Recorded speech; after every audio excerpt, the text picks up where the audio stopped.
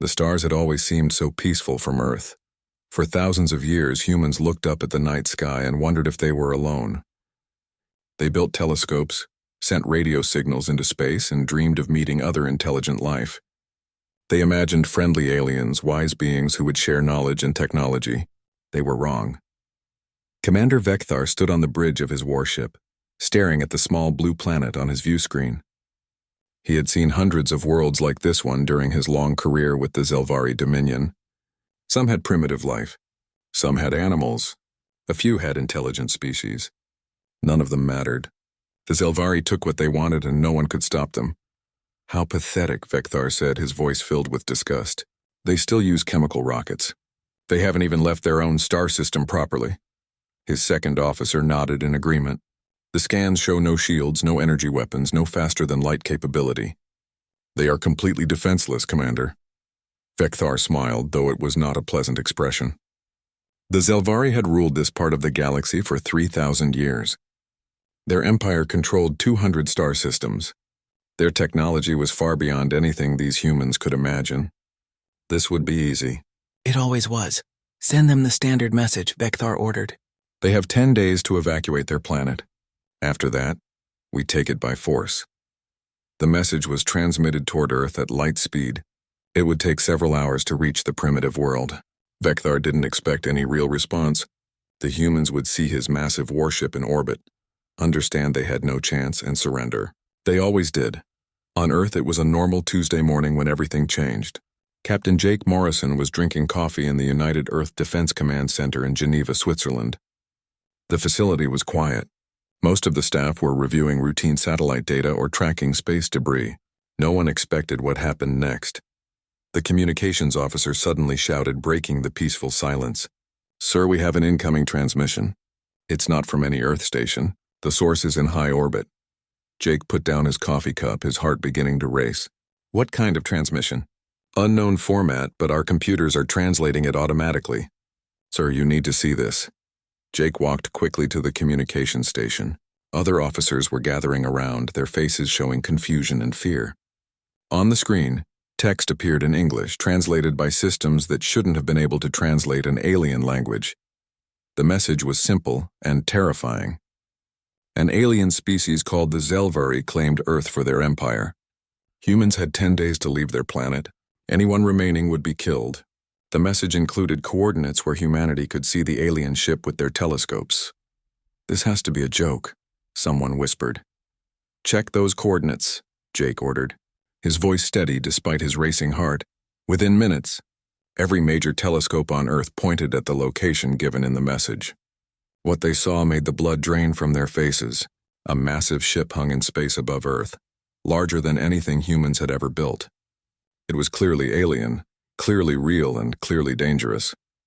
Admiral Richard Cole arrived at the command center within an hour. He was a tall man with gray hair and a face that rarely showed emotion. But today his eyes were wide with shock. "Get me the president," Cole said quietly, "and someone wake up every scientist, engineer, and military expert we have. We need answers, and we need them now."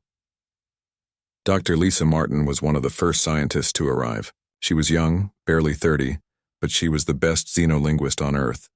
She stared at the alien message, her hands shaking. "This is real," she said. "The mathematical patterns in their language, the way they structured the message. This isn't human. This is actually real. Can we talk to them?" Jake asked. Lisa nodded slowly. "We can try. But Captain Morrison, I don't think they want to talk. This message isn't a negotiation. It's an ultimatum." Around the world, chaos erupted. The news spread like wildfire. Alien life existed and it was hostile.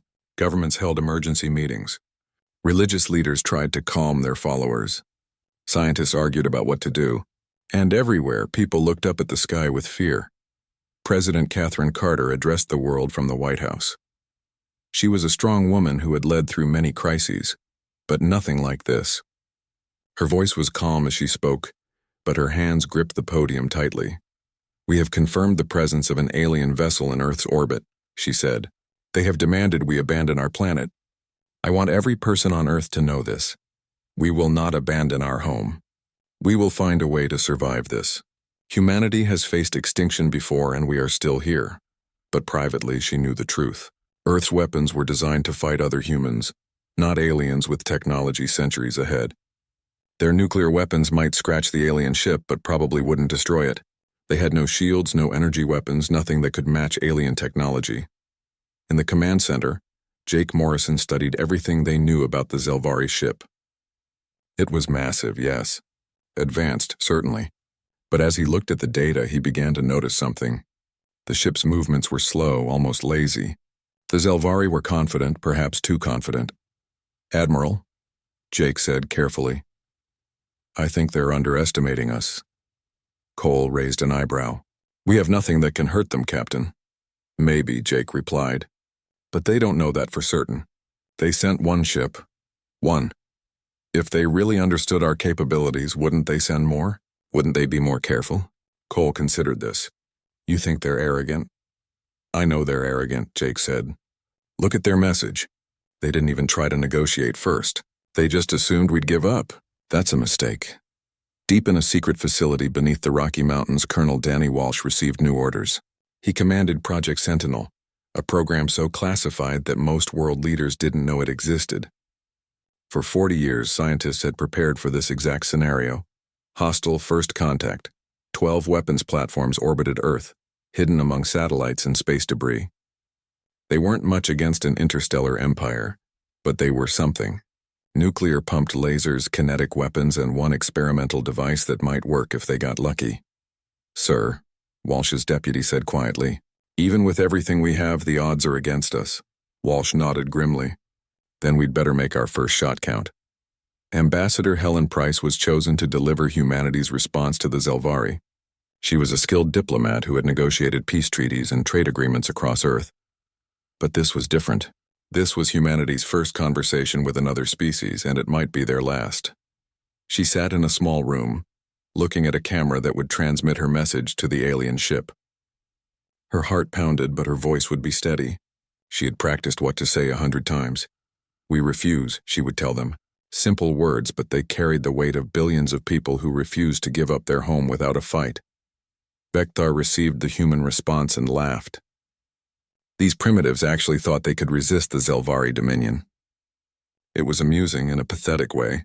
He would show them the truth. He would show them that resistance was futile. But Vecthar had made a mistake. He had underestimated humanity, and that mistake would cost him everything. The Zelvari flagship descended slowly toward Earth, its massive hull reflecting sunlight like a second moon. Commander Vecthar had agreed to meet with the human representative, mostly because he was curious. What could these primitives possibly say that would interest him? Still, he had time before the deadline expired. He could spare a few minutes to hear them beg. Ambassador Helen Price sat in a small shuttle, her hands folded carefully in her lap. She looked calm, but inside her heart raced. Through the window, she could see the alien ship growing larger. It was beautiful in a terrible way, all smooth curves and strange metals that seemed to shift colors. She had one job: buy time. Every minute she kept the Zelvari talking was another minute for Earth's defenders to prepare. The shuttle docked with the alien ship. Helen stepped out into a corridor that was too tall, too wide, built for beings larger than humans. Zelvari guards, towering creatures with 4 arms and skin like polished stone, escorted her to the command bridge. She kept her head high and her fear hidden. Vecthar stood before a massive view screen showing Earth in all its blue and green beauty. He turned when Helen entered, looking down at her with eyes that held no warmth. "So," he said, his voice translated by devices that made it sound like grinding metal, "you are the one who said no." Helen met his gaze without flinching. "I am Ambassador Helen Price, and I speak for all of humanity. We will not leave our home." Vecthar laughed, a harsh sound that echoed through the bridge. "You have nothing. No weapons that can harm us. No ships that can escape us. No allies who will help you. Why do you resist?" "Because it's our home," Helen said simply. "We've lived on Earth for millions of years. We've built civilizations, created art, made families. Every human who ever lived is buried on that planet. We won't abandon them. We won't abandon everything we are." "Then you will die," Vecthar said flatly. "Is that what you want? Death for your entire species?" Helen smiled sadly. "We'd rather die free than live as slaves or refugees. But I didn't come here to argue philosophy, Commander. I came to deliver a message. Vecthar tilted his head, curious despite himself. What message? Leave now or face the consequences. For a moment, Vecthar just stared at her. Then he laughed again, longer and louder. His crew joined in, filling the bridge with mocking laughter. Helen stood silent, waiting. Consequences? Vecthar finally said. What consequences could you possibly threaten us with? Helen didn't answer. She just looked at her watch and counted down silently. 5, 4, 3, 2, 1. Space around the Zelvari flagship suddenly filled with light and fire. 12 weapons platforms hidden in orbit for decades opened fire at once. Nuclear weapons detonated against the ship's shields. Laser beams powered by atomic explosions stabbed through the void. Kinetic projectiles, simple chunks of metal moving at incredible speeds, slammed into the barriers protecting the alien vessel. The Zelvari shields held, but they flickered. Energy readings spiked. Alarms began to sound throughout the ship. Vecthar spun toward his crew, shouting orders. How did the humans have this kind of firepower? The intelligence reports said they were primitive. Colonel Danny Walsh watched from his command station on Sentinel-7. The weapons platforms were firing everything they had, but it wasn't enough. The alien shields were recovering, adapting to the attack. In minutes, they would be at full strength again. Dr. White, Walsh said into his communicator. It's now or never. Thousands of miles away. Dr. Karen White sat in a control room surrounded by screens and equipment. She was a physicist, not a soldier. But today she held humanity's best weapon in her hands. It was experimental, untested at full power, and might not work at all. But it was their only chance. Activating the pulse, she said quietly. Around Earth, a network of satellites suddenly came to life. They had been disguised as weather monitors and communication relays for years. Now they revealed their true purpose. Energy flowed between them, building, focusing, creating a web of electromagnetic force around the planet. On the Zelvari flagship, Vecthar watched his shield stabilize. The human attack was over, and they had barely scratched his ship. He would punish them for this. He would reduce their planet to ash and cinder. Then every system on his ship went dark. The electromagnetic pulse hit the Zelvari flagship like a hammer. It was perfectly tuned, calibrated from years of studying the few alien signals humans had detected over the decades. It passed through the shields, which were designed to stop physical objects and energy weapons, not electromagnetic waves of this specific frequency. Computers crashed. Power systems failed. Life support flickered. Emergency lights came on, casting everything in red. The massive ship, moments ago so powerful and terrifying, was now just a dead hulk floating in space. Vecthar stood in the darkness, his mind struggling to understand what had happened. The primitives had done this. The species with no advanced technology had just disabled his flagship. On Earth, cheers erupted in command centers around the world. They had done it. Against all odds, they had hurt the aliens. Jake Morrison allowed himself a small smile before his training took over. Don't celebrate yet, he said sharply. That ship is disabled, not destroyed. And where there's one, there will be more. He was right. In the Zelvari home system, thousands of light years away, alarms were already sounding. Vecthar's ship had stopped transmitting. Something had gone wrong with the Earth operation. The Dominion's leaders didn't know what happened, but they knew how to respond. Overwhelming force. Admiral Cole stood in the Geneva Command Center, reading reports from around the world. The disabled Zelvari ship was being studied by every sensor Earth had. Scientists were learning what they could, but they all knew the truth. This was just the beginning. How long? Cole asked quietly. Best guess? 1 week, maybe 2 before reinforcements arrive, Jake replied. They'll come in force this time. No more single ships, Cole nodded slowly. Then we have 1 week to prepare for a real war. Around the world, factories began to change their production.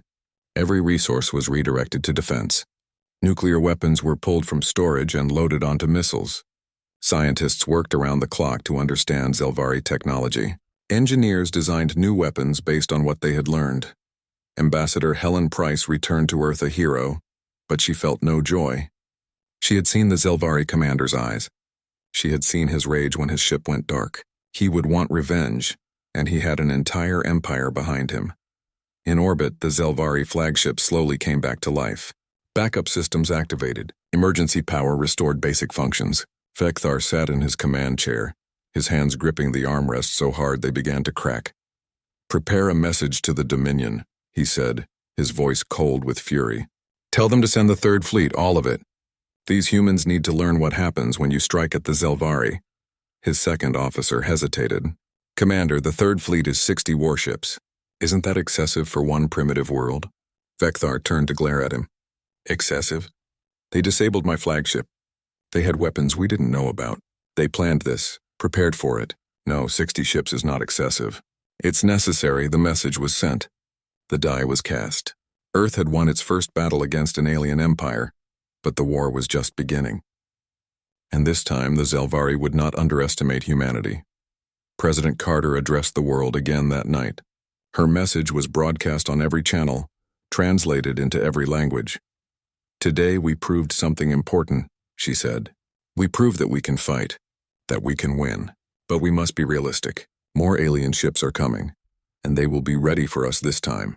The next weeks and months will test us like never before. But I believe in humanity. I believe in our ability to adapt, to survive, to overcome.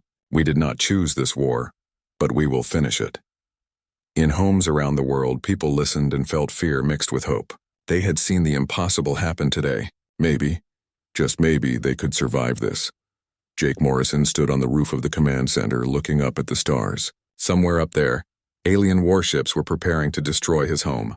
He thought about his family, his friends, everyone he loved. He thought about all the people who would die in the coming war. We're going to make you regret this, he whispered to the stars. You picked the wrong species to mess with. 6 months had passed since the Zelvari fleet arrived. 6 months of constant fighting, dying, and surviving. Earth looked different now. Entire regions were burned and lifeless. The sky was gray with ash in many places. But humans were still there, still fighting, and the Zelvari were learning to fear them. Commander Vecthar sat in his command chair, reviewing reports he didn't want to read. His fleet of 60 ships was down to 37. 23 warships destroyed by primitives who weren't supposed to have any real weapons. His superiors back home were demanding results, but results were becoming harder to achieve every day. The humans had changed. They no longer tried to fight the Zelvari in open battle. Instead, they hid, they ambushed, they struck from unexpected angles and then disappeared. It was cowardly, Vecthar thought, but it was also effective. On Earth, what remained of the military had learned hard lessons. General Patricia Hayes commanded from a new bunker, this one hidden deep under the ocean floor.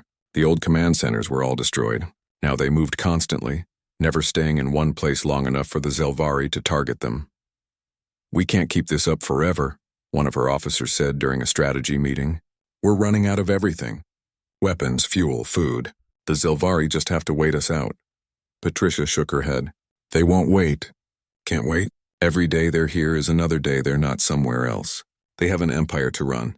They can't spend all their resources on one planet. She was right. In the Zelvari home system, political problems were growing. Other species in the Dominion were watching the Earth conflict with interest. If the mighty Zelvari could be held off by primitives for 6 months, maybe they weren't so mighty after all. Rebellions were starting on 3 different worlds. Jake Morrison, now promoted to admiral after Cole's death, was working on something new. Tony Valdez had managed to reverse engineer parts of the Zelvari technology. Not all of it, not even most of it, but enough. Enough to build Earth's first real warship. The ship was called Defiance, and it was ugly. Human engineering mixed with alien technology created something that looked like it had been built from spare parts, but it could move faster than any human ship before it. It could hit harder. And most importantly, it could hurt the Zelvari. Captain Nina Torres should have died in her suicide run 6 months ago.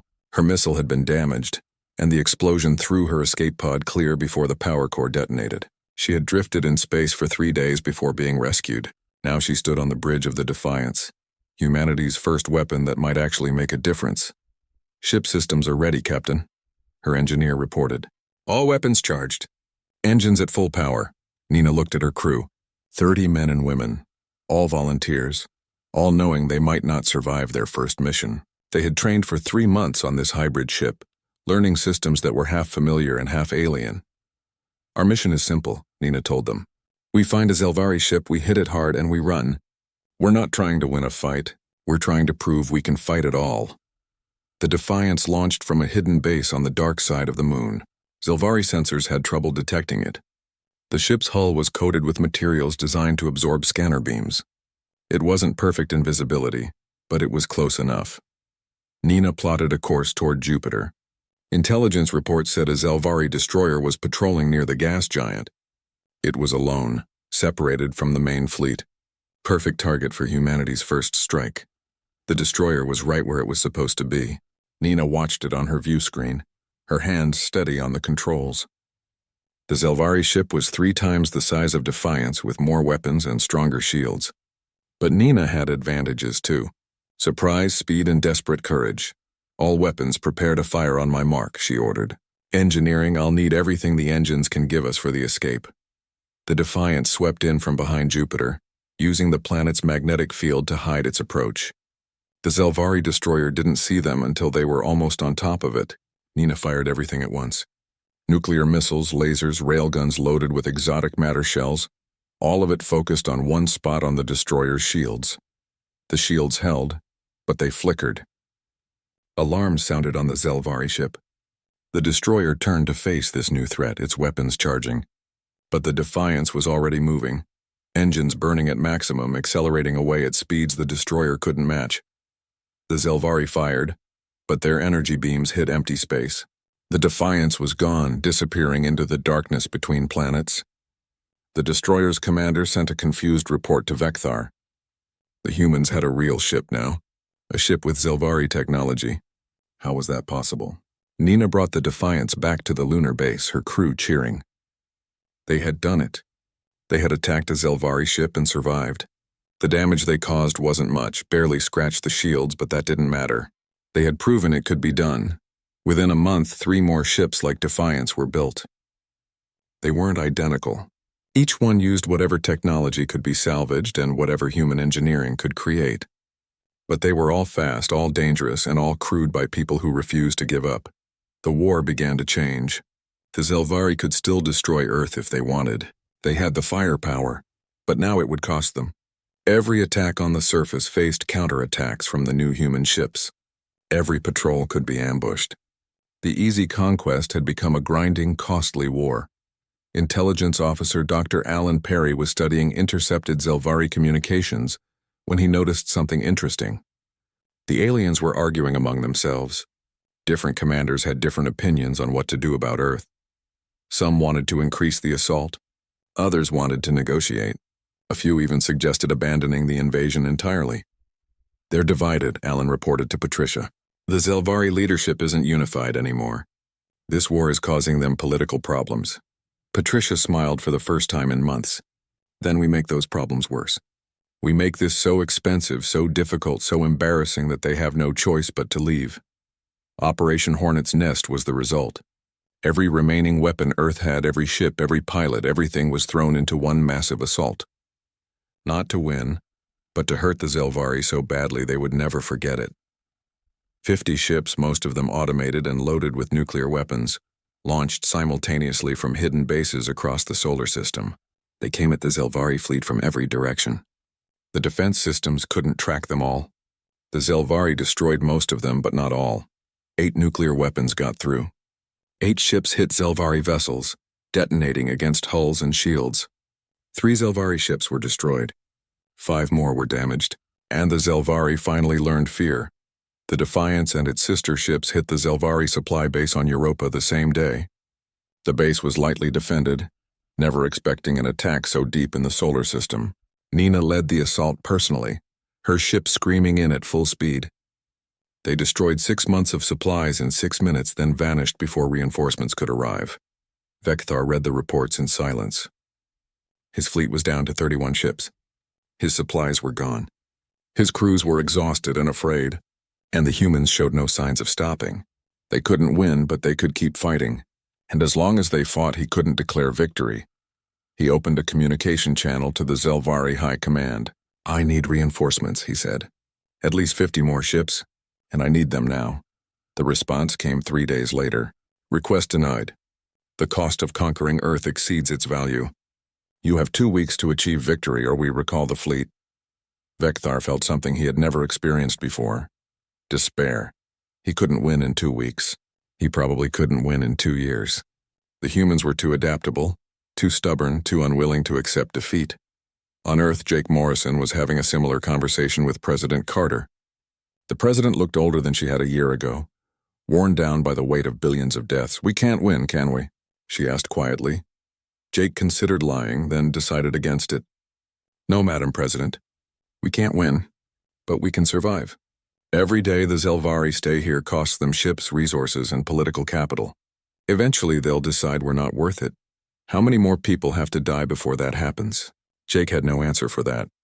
He just looked at the tactical display, where red and blue dots represented ships, each one carrying lives that could end at any moment. The war continued.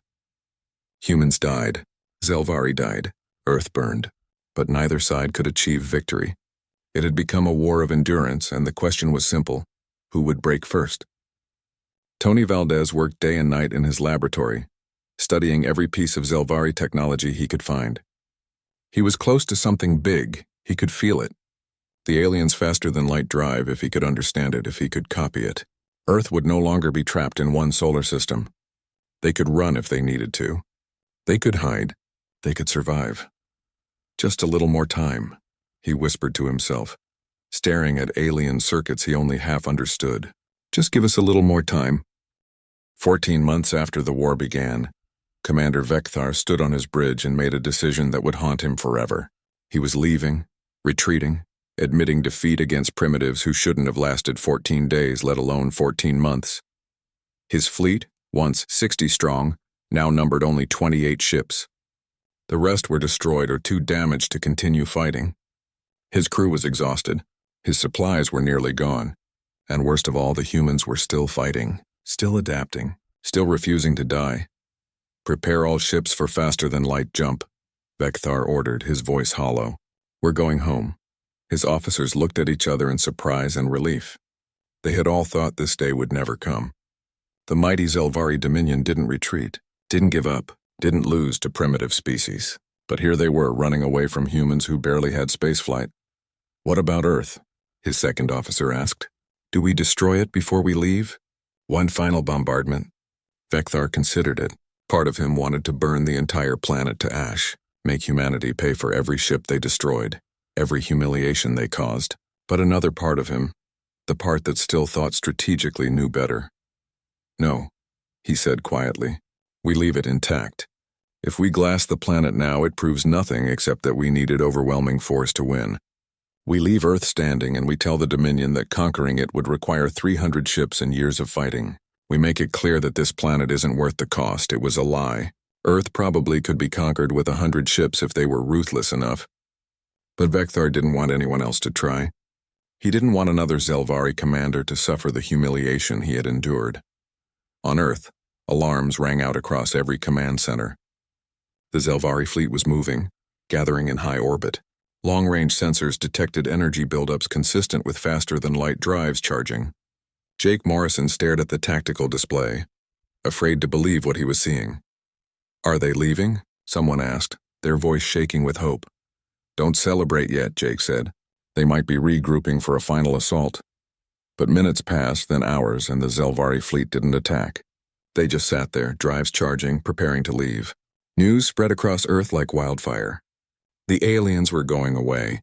After 14 months of hell, of death and destruction, the Zelvari were retreating. President Carter stood in what was left of the White House, tears running down her face. She had sent billions of people to their deaths. She had watched cities burn and civilizations crumble, but humanity had survived. Against impossible odds, they had survived. The Zelvari fleet jumped to faster-than-light speed and disappeared. One moment they were there, 28 warships hanging in Earth's orbit like a death sentence. The next moment, they were gone. Earth was alone again. For a moment, the entire planet was silent. Then the celebrations began. People poured into streets, crying and laughing and holding each other. They had won, not through superior technology or numbers, but through sheer stubborn refusal to give up. Humanity had faced an interstellar empire and made them blink first. Jake Morrison stood in the Geneva Command Center, now rebuilt for the third time. Around him, officers were celebrating, but he felt only exhaustion. They had won, yes, but at such terrible cost. "Casualty reports are final," an aide said quietly. handing him a datapad. Jake read the numbers and felt sick. 4 billion people dead, 60% of Earth's major cities destroyed, the environment damaged for decades. They had won the war but lost so much in the process. Still, 4 billion humans were alive, and that was more than zero, which is what the Zelvari had planned. Captain Nina Torres brought the Defiance in for landing at the lunar base. Her ship was scarred and battered from 14 months of combat, but it was still flying. She climbed out of the cockpit and looked at Earth through the observation window. The planet looked wounded from here, wrapped in clouds of ash and debris. But it was still there. "Still alive, we did it," her engineer said, coming to stand beside her. "We actually did it," Nina nodded slowly. "Now we make sure no one can do this to us again." That became humanity's new mission. Tony Valdez finally cracked the secret of faster-than-light travel 3 weeks after the Zelvari left. It wasn't perfect, and it wasn't as fast as the alien drives, but it worked. Humanity could reach the stars now. Dr. Karen White, whose electromagnetic pulse weapon had started everything, was working on shield technology. If Earth could generate Zelvari-style shields, they would never be defenseless again. Every scientist, every engineer, every person with knowledge to share was working to advance human technology. But there was another task, equally important. Ambassador Helen Price was composing a message, one that would be broadcast to every star system within range. Earth wanted the galaxy to know what had happened here. The message was simple and direct. Humanity had been attacked without provocation. They had defended themselves against an empire that thought them primitive and weak. They had fought for 14 months and driven off their attackers. Earth was claiming its place among spacefaring civilizations, and it would defend that place with everything it had. The message ended with words that would become famous across the galaxy. "We are humanity. We did not seek this war, but we finished it. To any who would threaten us, think carefully. Ask the Zelvari how it worked out for them. You just declared war on the wrong species. Congratulations." The transmission was sent out in 100 languages on every frequency humans could generate. It would take years for it to reach distant stars, but it would get there. The galaxy would know that Earth was not an easy target. In the Zelvari home system, Vecthar faced a tribunal. He was questioned for days about what happened at Earth. How did primitives destroy half his fleet? How did they acquire Zelvari technology? Why did he retreat instead of achieving victory? Vecthar answered honestly, "The humans adapted faster than any species I've encountered. They learned from every engagement. They turned their weaknesses into strengths, and most importantly, they never stopped fighting. Even when we destroyed their cities, killed billions of their people, they kept coming at us." "Should we send another fleet?" one of the tribunal members asked. "Finish what you started?" Vecthar thought carefully before answering. "If you want to conquer Earth, you'll need at least 300 ships. You'll need to be prepared for a war lasting years. You'll need to accept that even if you win, the cost will destabilize the Dominion, and you'll need to know that the humans will keep adapting, keep learning, keep improving. By the time you arrive, they'll be even more dangerous than they are now." The tribunal discussed for hours. Finally, they made their decision. Earth would be left alone, declared off limits to Zelvari expansion. The cost was simply too high. Vecthar was stripped of his rank but allowed to live. He spent his remaining years writing about the Earth War, trying to understand how everything went wrong. His reports became required reading in Zelvari military academies. The lesson was clear. Never underestimate your enemy. On Earth, recovery was slow. Cities were rebuilt, but different from before, stronger, more prepared. Every major population center now had underground shelters and defense systems. Weapons platforms orbited the planet, but these were advanced, built with hybrid human Zelvari technology. 5 years after the war, the first human faster-than-light ship launched. It was called Explorer, and its mission was simple: find allies, find friends, find out what else was waiting in the galaxy, because humanity knew now that they weren't alone, and being alone had almost gotten them killed. Jake Morrison, now retired, stood in a memorial garden built on the site of the old Geneva Command Center. Billions of names were carved into black stone walls, every person who died in the war. He ran his fingers over the names, remembering. "Was it worth it?" someone asked behind him. Jake turned to see President Carter, also retired now. She looked older, the weight of 4 billion deaths still heavy on her shoulders. "We survived," Jake said. "That's all that matters. We survived, and now we're stronger." But 4 billion people, Carter whispered. 4 billion people who died so that 8 billion could live, Jake replied. The Zelvari wanted all of us dead. Instead, they're the ones who retreated. I think those 4 billion would say it was worth it. Far across the galaxy in 100 different star systems, species heard Earth's message. Some were impressed. Some were afraid. Some began to think about alliance. And some began to plan invasion, convinced they could succeed where the Zelvari failed. But they all learned the same lesson. Humanity was not to be underestimated.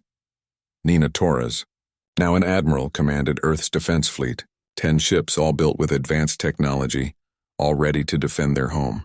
She looked at the stars from her bridge and smiled. Let them come, she thought. Let anyone who wants try to take Earth. They'll learn what the Zelvari learned. You don't mess with humanity. Humanity had entered the galactic stage covered in blood and ash, but they had entered it standing. They had earned their place through sacrifice and determination. They had proven that technology wasn't everything. That adaptation, courage, and sheer stubborn refusal to quit could overcome superior firepower. The war was over. Earth had survived, and the galaxy would never look at humanity the same way again. The Zelvari Third Fleet arrived exactly 1 week later. 60 warships dropped out of faster-than-light travel at the edge of Earth's solar system, their weapons already charging. This time, there would be no talking, no negotiations, just overwhelming destruction. Commander Vekthar stood on the bridge of his new flagship, watching the primitive star system grow larger on his screens. His damaged ship had been sent back for repairs, and he had been given command of the entire invasion force. The Dominion's leaders wanted Earth crushed completely, made into an example for any other species that might think about resisting. All ships, battle formation, Vekthar ordered. Destroy the orbital platforms first, then begin bombardment of the surface. Leave nothing alive. On Earth, alarms rang out across every military base and command center. The alien fleet had been detected by long-range sensors. Jake Morrison stood in the Geneva Command Center, watching 60 red dots appear on the tactical display. 60 warships against one primitive planet. The odds were impossible. All defense platforms prepare for engagement, Admiral Cole ordered, his voice steady despite the fear everyone felt. All military forces, this is not a drill. The invasion has begun. Around Earth, the 12 weapons platforms powered up their weapons. But everyone knew the truth. They had barely hurt one Zelvari ship. Against 60, they would last minutes at best. The Zelvari fleet moved through the solar system like a swarm of predators. They passed Mars, ignoring the small human research bases there for now. Earth was the priority. Earth was the target. Earth would burn. Lieutenant Kevin Brooks sat at his station in the command center, his mind racing. He was a tactical analyst, trained to find weaknesses in enemy strategies. But what weakness could you find in 60 advanced warships? They had superior technology, superior numbers, superior everything. Then he saw it, a pattern in how the Zelvari ships moved. They stayed in tight formation, protecting each other with overlapping shields. It was smart tactics for fighting other advanced species.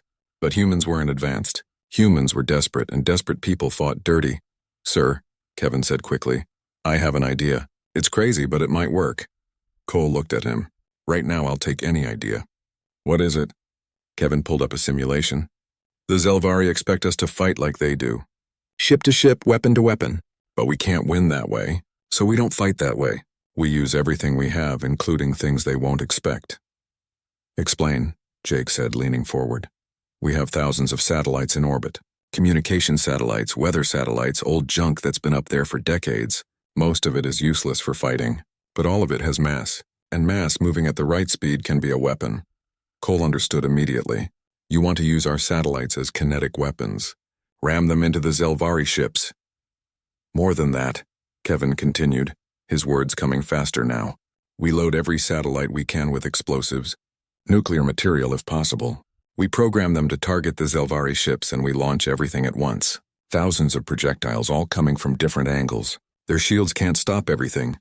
It was a desperate plan. It meant destroying Earth's entire satellite network, cutting off communications, weather monitoring, everything. But none of that would matter if the Zelvari destroyed the planet. Do it, Cole ordered. Send the activation codes to every satellite still under our control. And get me the president. She needs to approve the nuclear option. The Zelvari fleet reached Earth's orbit and immediately began their attack. Energy beams stabbed down from space, targeting the weapons platforms. Sentinel-7 exploded in a ball of fire. Sentinel-3 managed to return fire before it was destroyed. One by one, Earth's defenses died. Colonel Danny Walsh had just enough time to evacuate Sentinel-9 before it was hit. His escape pod tumbled through space, and he watched his command station explode. They had known this would happen. They had known the platforms couldn't win, but they had bought time. Precious minutes for Earth to prepare its counterattack. All satellites armed and ready, a technician reported. Awaiting final authorization. President Carter's voice came through the speakers. Authorization granted. God help us all, the counterattack began. Thousands of satellites, from tiny communication devices to massive weather monitors, suddenly changed course. They turned toward the Zelvari fleet, their engines burning at maximum power. Inside each one, explosive charges armed themselves. Vekthar saw them coming and almost laughed. The humans were throwing their satellites at him. Primitive junk against Zelvari shields. It was pathetic. Ignore them, he ordered. Focus on the surface targets. That was his second mistake. The first had been underestimating humanity. The second was underestimating human desperation. The satellites hit the Zelvari fleet like a metal storm. Most exploded harmlessly against shields, but there were so many, coming from every direction, and each impact weakened the shields a little. Then the satellites with nuclear cores began to detonate. Space lit up with atomic fire. Shields flickered and failed under the onslaught. One Zelvari ship lost its shields completely and was torn apart by follow-up impacts. Another was damaged badly enough that it had to withdraw from the formation, but it wasn't enough. The Zelvari fleet lost 3 ships, had 5 more damaged, but 52 warships remained. They adjusted their shields, adapted to the attack, and continued their assault on Earth. Energy beams rained down on the planet. Cities burned. Military bases were reduced to craters. Millions of people died in the first hour of bombardment. Earth was losing. In a bunker beneath the Rocky Mountains, General Patricia Hayes coordinated what was left of Earth's defense. Reports came in from around the world, each one worse than the last. New York was burning. Beijing had been hit. Moscow was evacuating. Paris was gone. We can't win this, someone said quietly. Patricia slammed her hand on the table. We don't have to win. We just have to survive. Every minute we keep fighting is another minute humanity exists. So we keep fighting. Engineer Tony Valdez worked frantically in a secret laboratory, studying pieces of the first Zelvari ship they had disabled. He was trying to understand their technology, to find something, anything that could help, and he had found something. The power cores, he said into his communicator. Their ships use some kind of exotic matter for power. It's incredibly efficient, but if it's disrupted, it becomes unstable. How unstable? Jake asked from the command center. Mushroom cloud unstable, Tony replied. If we can hit their power cores, we can make their own ships into bombs. It was the break they needed. Jake immediately began working on a new plan. They still had nuclear missiles, old weapons kept in storage for emergencies. If they could get those missiles close enough, past the shields, they could target the power cores. It's a suicide mission, Cole said when Jake presented the plan. Those missiles are old. They'll have to be guided manually to get past the Zelvari defenses. Whoever pilots them won't be coming back. Then we find volunteers, Jake said quietly. They found them. Pilots from every nation stepped forward. Men and women who knew they were going to die but wanted their deaths to mean something. They climbed into modified missiles, barely more than flying coffins with nuclear warheads attached. Captain Nina Torres was one of them. She was young, barely 25, but she was one of the best pilots Earth had. She sat in her missile, hands steady on the controls, and waited for the launch order. For Earth, she whispered. For Earth, 19 other pilots echoed. The missiles launched. The Zelvari detected them immediately and began shooting them down. Energy beams destroyed 3 missiles before they could get close. 5 more were hit by defensive fire, but 12 made it through, their pilots dodging and weaving, using every trick they knew. Nina saw a Zelvari cruiser ahead of her. She could see the point where the power core would be, based on the schematics Tony had provided. She aimed for it, pushing her missile faster, ignoring the warning alarms that told her the old engine was overheating. Almost there, she said to herself. Just a little closer. A Zelvari energy beam grazed her missile, tearing off part of the hull. The missile began to spin, but Nina held her course. She could see the alien ship filling her view screen now. She could see the exact spot she needed to hit. "Goodbye, Mom," she whispered, and triggered the warhead. The nuclear explosion was small compared to the blast that followed. Nina's missile hit the power core dead center, and the exotic matter inside the Zelvari ship became violently unstable. The cruiser exploded from within, a blast so powerful it damaged 2 nearby ships. Across the battlefield, 11 more Zelvari ships exploded as human pilots gave their lives to destroy them. In minutes, the alien fleet went from 52 ships to 39. Vekthar stared at his tactical display in disbelief. The humans had just destroyed 13 warships. 13, using primitive technology and suicide tactics. This was impossible. This was not how wars were supposed to be fought. "All ships pull back to high orbit," he ordered. "We need to reassess." For the first time since arriving, the Zelvari fleet retreated. Not far, just out of range of Earth's remaining weapons. But it was a retreat nonetheless. The mighty Zelvari dominion was being held off by primitives. On Earth, the surviving defenders allowed themselves a moment of hope. They had lost millions of people,